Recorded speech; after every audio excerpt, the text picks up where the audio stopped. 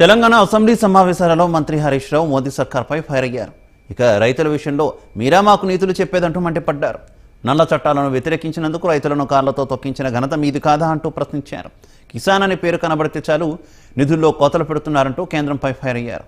ఇక కార్పొరేషన్లకు 19 లక్షలకు పైగా కోట్ల మాఫీ చేశారని, ఇక న్యాయం అడిగినటువంటి రైతులపై కార్లను ఎక్కించారంటూ హరీష్ ఆగ్రహం వ్యక్తం చేశారు. బడ్జెట్లో కనబడ్డది అధ్యక్ష. రైతుల ఆదాయాన్ని రెట్టింపు చేస్తామన్నారు, మద్దతు ధరకు చట్టబద్ధత కల్పిస్తామన్నారు, కానీ తుంగలో తొక్కిండ్రు అధ్యక్ష. రైతులు ఆ రోజు నల్ల చట్టాలను రద్దు చేయమంటే రోడ్ల మీదకి వచ్చిన రైతుల మీద బీజేపీ నాయకులు కార్లు ఎక్కించి చంపింది అధ్యక్ష. రైతులను ఖలిస్తాన్ ఉగ్రవాదులని ముద్రలు వేసినటువంటి వాళ్ళు అధ్యక్ష. రైతులు రాజధానికి రాకుండా ముళ్ళ కంచెలు నాటినటువంటి వాళ్ళు, రైతులను వాటర్ క్యాన్లతో కొట్టినటువంటి వాళ్ళు, రైతులను బాష్పవాయు గోళాలు ప్రయోగించినటువంటి వాళ్ళు, 750 మంది రైతులను పొట్టన పెట్టుకున్నటువంటి ఈ బీజేపీ నాయకులు రైతు గురించో రైతు సంక్షేమం గురించో మాకు సుద్దులు చెప్తారా? మీకు అర్హత ఉందా అని అడుగుతా ఉన్నా, మీకు అర్హత ఉందా అని అడుగుతా ఉన్నా అధ్యక్ష.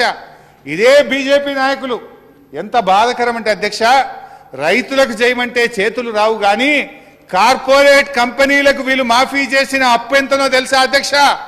గత 6 సంవత్సరాల్లో 19,34,304 కోట్ల రూపాయలు కార్పొరేట్లకు మాఫీ చేసినారు.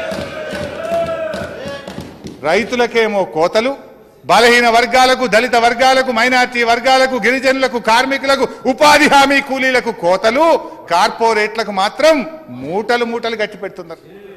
ఇవాళ అధ్యక్ష, ఇది నేను చెప్తున్నది కాదు, ఈ 19,34,304 కోట్లు కార్పొరేట్లకు ఇచ్చినామనేటువంటి మాట ఇది పార్లమెంట్లో కేంద్ర ప్రభుత్వం చెప్పిన సమాధానం అధ్యక్ష. 20 డిసెంబర్ 2022 కేంద్ర ఆర్థిక సహాయ మంత్రి శ్రీ రణదీప్ సింగ్ సుర్జేవాలా గారు పార్లమెంట్లో సమాధానం ఇచ్చిండ్రు. ఏం చెప్తారంటే అధ్యక్ష, మేము కార్పొరేట్లకు ఎంత మాఫీ చేసిండ్రు అని గౌరవ సభ్యులు క్వశ్చన్ వేస్తే వారు చెప్పిన సమాధానం అధ్యక్ష, ప్రభుత్వ రంగ బ్యాంకుల ద్వారా 8,16,421 కోట్ల రూపాయలు మాఫీ చేసినామని, ఇది కేంద్ర